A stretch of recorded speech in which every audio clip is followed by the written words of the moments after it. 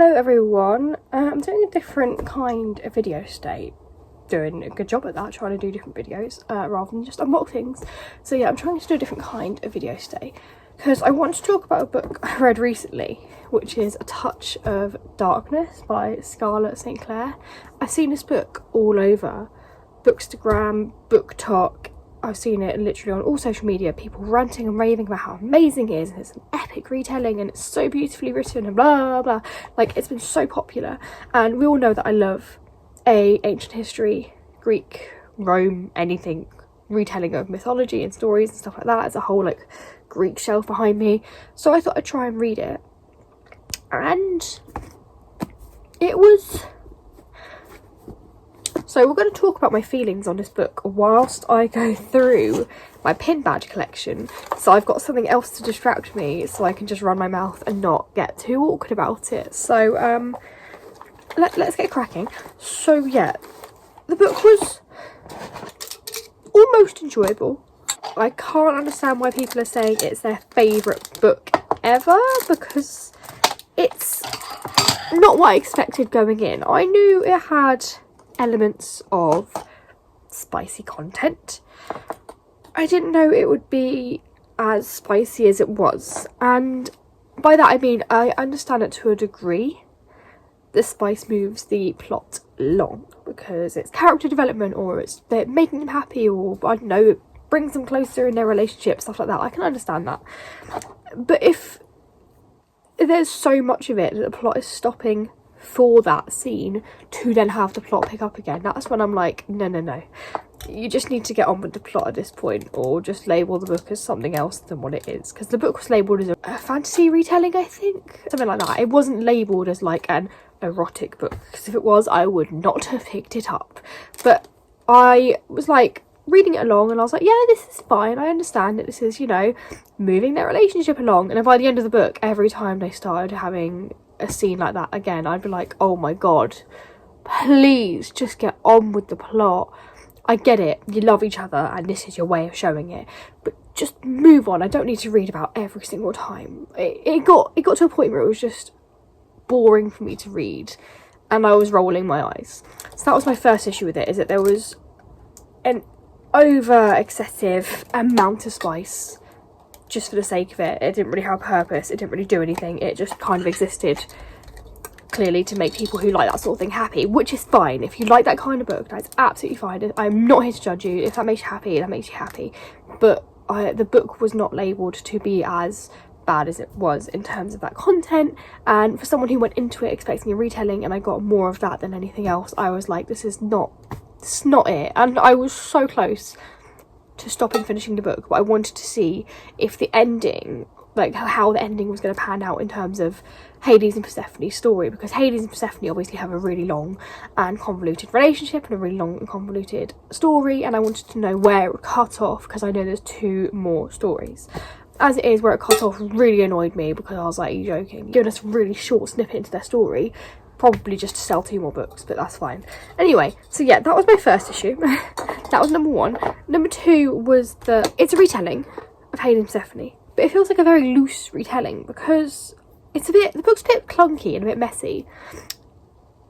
It's set in modern day times, and Greek gods and goddesses are just living around mortals in, I think it was New York, and Hades is running a nightclub as well as the underworld.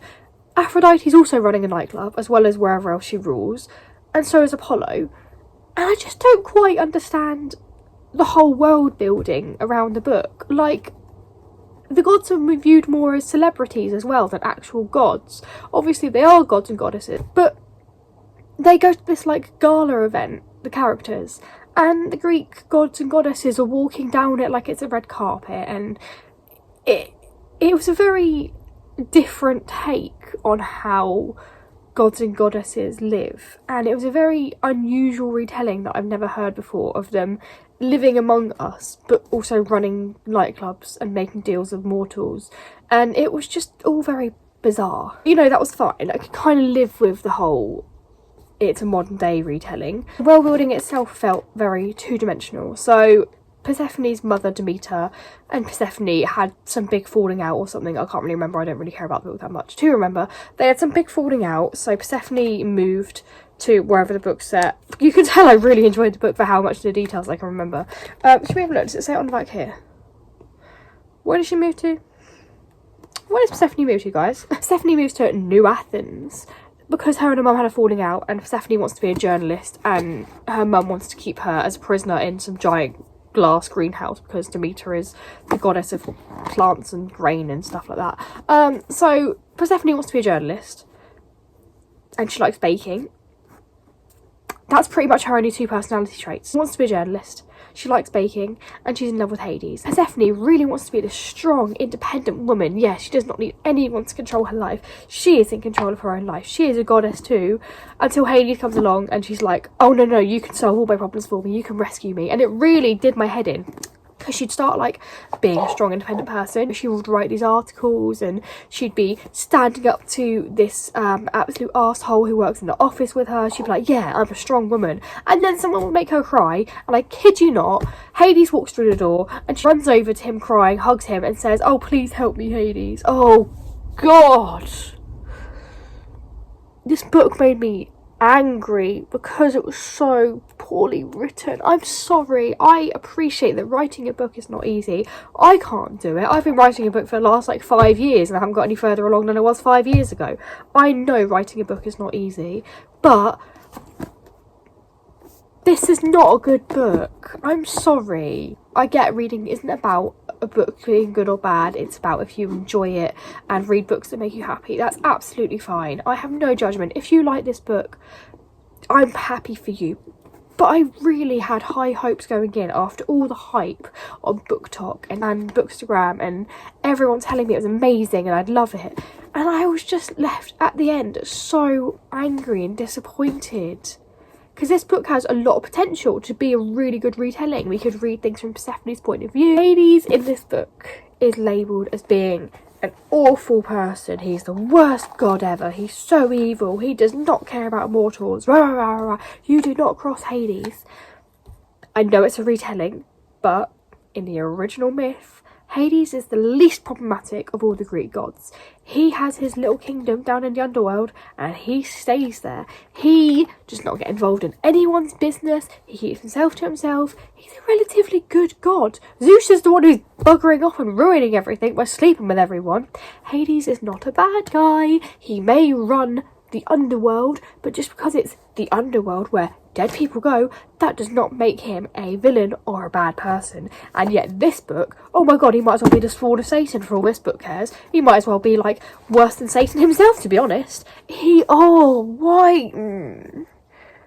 The original myths are right there in print, in many different translations, in many different variations for people to read for their retellings. So why would you take a character or a mythological figure who is definitively not evil and is definitively one of the better gods and turn him completely on his head into an evil guy who everyone fears and says is awful? I don't understand what the logic behind it is. It does nothing apart from do that whole enemies to lovers thing because Persephone and Hades hate each other because he's evil and she's nice and suddenly they fall in love. That's the only purpose I can think of that is served, is enemies to lovers, which is also beyond a joke because this book is not enemies to lovers. It is mild irritation to lovers. So if you're like, oh, it's got a trope I love, it's got enemies to lovers. No, it hasn't. It has mild irritation to lovers. Persephone sees Hades across the staircase the first time she ever enters his nightclub and is like, who is that really dashing man? Oh my goodness, I'm in love. And then she meets him and she realises it's Hades. And of course she knows he's evil because in this magical world where Greek gods walk along you in the middle of New York or wherever the hell it is, of course everyone knows Hades is evil, so she knows he's evil without ever having spoken to him. She just knows he's evil, and so she's like, don't like this guy, that's it, don't like him, that's it, I'm going to sit here and play cards with him, and I'm going to sit here and flirt with him, and I'm going to be really attracted to him because he's so beautiful and I really need him to show me what it is to be loved. But yeah, I really don't like him. But then 2 minutes later she's like, I'm in love with him, he's changed my life, oh my goodness, my life will never be the same, my heart beats only for Hades. And I'm like, oh god, I want to gouge my eyes out. Can you tell I got really annoyed at this book?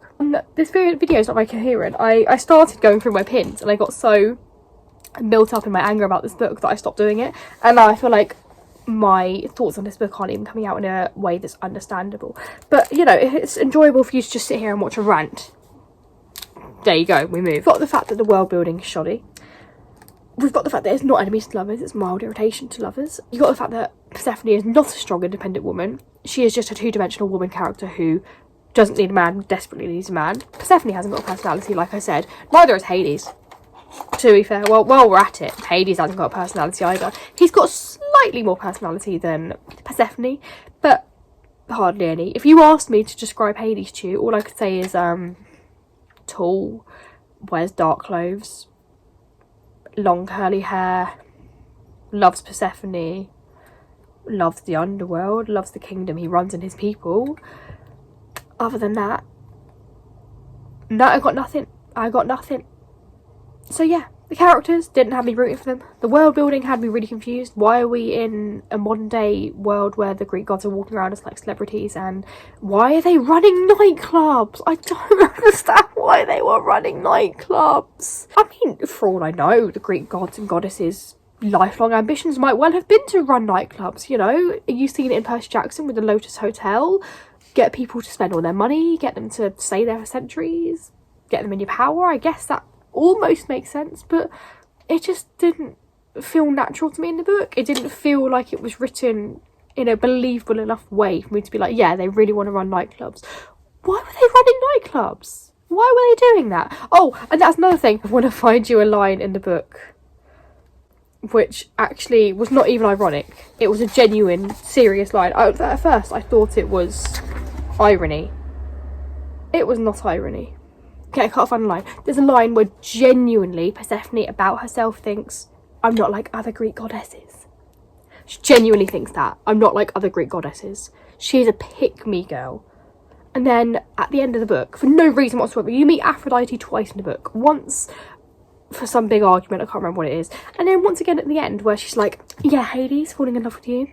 Yeah, it was for a bear. I bet him that he can make a girl fall in love with him in 6 months. That cliche from Disney movies in the 2000s is genuinely written into this book between Aphrodite, Hades and Persephone, and it's literally brought up in the last like 50 pages just for the hell of it, by the sounds of it. Because I was so confused when I read that Aphrodite said that. I was like, hold on. How the hell did that come about? Aphrodite, we've met you once. You've just popped up again just to drop this bombshell that you bet Hades he can make someone fall in love with him. And then she disappeared. Persephone was like, oh, I'm so annoyed at Hades. This is so rude. Oh, I was all for a bet. She was really angry. Went to go see Hades. Called him out on it. Then they sleep together. And then suddenly it's all happy ever after. Persephone's forgiven him. Aphrodite's off the scene. Hades couldn't care less. And I'm like, what? What's the point in putting that plot device in this book if you're only going to throw it in there in the last 50 pages and it's only to lead to another sex scene? And for Aphrodite, who's the cause of the bet, to only pop up twice for like 10 seconds. Is it character development? Is it character building? Is it literally just for the spice scene? What was the purpose of including that in this book? Because I can't find a purpose for it. Was it there just for a trope's sake? Just for like a bet trope? Because then you've got enemies to lovers. Was a bet trope. You've got, I don't know, what other tropes are there in this book? But do you know what I mean? When people are like tick boxing for tropes in books, was that the reason it was written in? Because honestly, I could not tell you the purpose of that in this book. It took me by surprise, and not in a good way. I don't understand. The best way I can describe this book is it reads as really bad fan fiction. Which is not saying fan fiction is not good. Sometimes fan fiction's great. You want to read it, you read it. Sometimes it's written really good, better than some books I've read. But sometimes fan fiction is really bad. And sometimes books read like a really bad fan fiction. And sometimes books are just bad in general. Twilight. It's not great. I would rather read Twilight than this. Again, I do kind of want to read the sequels to see if they're just as bad. Will I read them? Probably not, because I kind of want to read them to see what happens, to see if they're just as bad as this. But I don't want to read them enough to actually do it. My favourite thing was Orpheus showed up in this book, and I was like, oh great, we're going to get the Orpheus and Eurydice retelling. Yes. Get that story interwoven in this book. I love it. He was there for like half a chapter. He asked Hades. hey, can I have my wife back? And Hayley was like, no, sorry. And Persephone just stood there like, but why would he let him have his wife back? Why is he being so cruel? Oh yes, because he's Hades, god of the underworld, and he's evil. So Hades was like, see you later, Orpheus. Orpheus got sent back up to the living world, didn't get Eurydice back, and that's it. And I'm like, the bit where Orpheus plays music and makes Persephone overcome with emotion, and she lets Hades strike a deal with Orpheus to try and get his wife to come out with him, and we're not going to do that bit? No? Okay. So I was like, oh, maybe that's later on in the book when they know each other better. No. That was the only time we saw Orpheus, and we never see him again. Maybe he's in the later 2 books, I don't know, but I don't care enough to read them and find out. So if you've read the later 2 books, and if you know if Orpheus comes back, and we'd get the Eurydice and Orpheus retelling that I was hoping for, feel free to tell me, because I will not find out any other way, because I don't care enough to read the sequels. One last thing, she says, there's one last thing I want to say about Hades and Persephone retellings that I haven't mentioned, and it makes me a bit uncomfortable, especially with a book like this with so much like spicy content. If you don't know, the original retelling of Hades and Persephone, Hades is obviously a Greek god and significantly older than Persephone. Persephone is like a young girl, like I think between 12 to 15. She's a teenager or something. She's playing in the fields as a child, and Hades sees her and falls in love with her. I think this is, it's along these lines. It's either Hades who sees her or someone else. Hades sees her and falls in love with her and kidnaps her and takes her to the underworld, where, long story short, there's a lot of details about pomegranates and marriages and deals about spring and winter and 6 months and blah blah blah. But Hades kidnaps her, takes her to the underworld, and she becomes his wife. It is not an airy fairy enemies to lovers cutesy story. It is a bit dark, and there's severe issues with consent and severe issues with the age gap between Hades and Persephone, and I feel like books with this kind of gloss over that and glamorise it and almost romanticise it, and I totally get that it is a retelling, so that's absolutely fine, and I would genuinely be open to reading a good retelling of Hades and Persephone, because I appreciate the original myth is just that, it's an original myth, and it's going to be dark and it's going to be problematic because they all were, but this book especially seems to romanticise the Hades and Persephone story a lot, and it makes me deeply uncomfortable, and it just, yeah, I don't really know if that made any sense at all. I feel like that was just me aggressively talking about this book for 20 minutes. I was going to try and do a blog post talking about how I didn't like it rather than a video, but I couldn't even put into words properly what my issues were with it, which is why I came to a video, but I don't think this was much better. But this book, I can understand why people like it.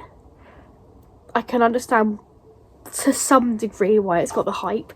I can't understand how people are raving that it's like one of the best books ever written. And if this is genuinely, like unironically, your absolute all-time favourite book, please tell me why and how, because I don't understand. I'm going to put this book down and I never want to see it again. That no, I'm going to go read a book I am enjoying, which is One Last Stop. I'm really enjoying that. And I'm going to carry on actually going through my pin badges because I got distracted by the book I read. Please let me know if you've read it in the comments what you think of this book. I hope you're all happy. I hope you're all healthy. I hope I don't have to do one of these videos again because I don't like moaning. I like talking about books I like, not books I don't like. I'm sending you all lots of love, and I will see you all again soon. Bye.